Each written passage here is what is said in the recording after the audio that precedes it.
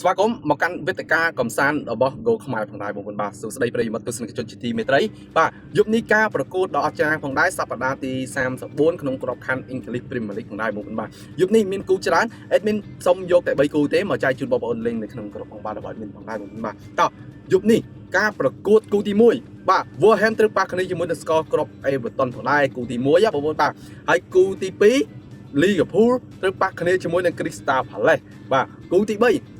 អាសនលកំភ្លើងធំត្រូវប៉ះគ្នាជាមួយនឹងយូកាសលផងដែរបងប្អូនបាទតោះអេដមីនមកវិភាគការប្រកួតនេះទាំងអស់គ្នាបាទក្រុមណានឹងមាន%ឈ្នះច្រើនបងប្អូនបាទហើយបើនិយាយពីការប្រកួតក្រុមទី1វិញបាទអេវ៉ាតុនត្រូវប៉ះគ្នាជាមួយ Fulham បាទឥឡូវនេះអេវ៉ាតុនឈរនៅលេខរៀងទី10មាន47ពិន្ទុនៅក្នុងដៃ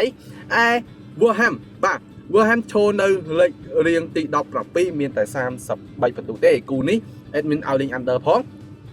ឲ្យលេងទៅខាងបាទអេវ៉ាតុននេះស្កអร์ក្របអេវ៉ាតុននេះដឹងតែមាន%ឈ្នះច្រើនព្រោះតែសារបន្ទុកវារៀងឆ្ងាយគ្នាខ្ពស់ដែរបងប្អូនបាទហើយគូទី2ហងក្រហមហីបាទដឹងតែមាន%ខ្ពស់ហើយហងក្រហមលីវើពូល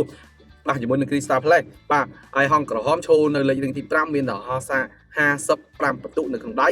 ខុសគ្នាឆ្ងាយពី Crystal Palace មានឈរនៅលេខរៀងទី13មានតែ43ពិន្ទុទេបាទឯគូទី3ចុងបង្អស់បាទអាសនលកំភ្លើងធំត្រូវប៉ះគ្នាជាមួយនឹងយូកាសលបាទថ្ងៃមុនចាញ់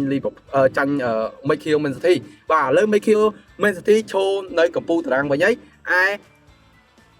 អាសនលធ្លាក់មកឈរនៅលេខរៀងទី2បាទមាន70ពិន្ទុដូចគ្នាជាមួយនឹងមេឃីលមែនស៊ីទីបាទនិយាយពីការប្រកួតក្រុមទាំងពីរវិញបាទជាមួយនឹងយូកាសលវិញអិតមានឲ្យបងប្អូនលេងទៅខាងអាសនលកំភ្លើងធំហើយព្រោះអាសនលឲ្យតែការប្រកួតមួយក្រុមតូចៗទេបងប្អូនបាទមិនថាការប្រកួត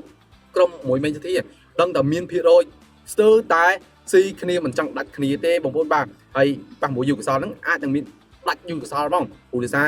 បាទជ្រុងក៏មានកាតក្រហមក៏មានកាតលឿងក៏មានបាទក្រុមទាំងពីរនេះដូចជាបាច់ការភ្លើងព្រាកណាស់ជាមួយនឹងយូកាសលបាទអេដមីនឲ្យបងប្អូនលេងទៅខាងកំភ្លើងធំអាសនលហើយបងប្អូនចង់ចុចក្នុងក្រុមបងបាទរបស់មានគ្រាន់តែបងប្អូនចុច link bio TikTok ចូលទៅលេងដោយសេរីតែម្ដងតោះកុំភ្លេចលេងកំសាន្តជាមួយនឹង Go ខ្មែរទាំងអស់គ្នាអរគុណ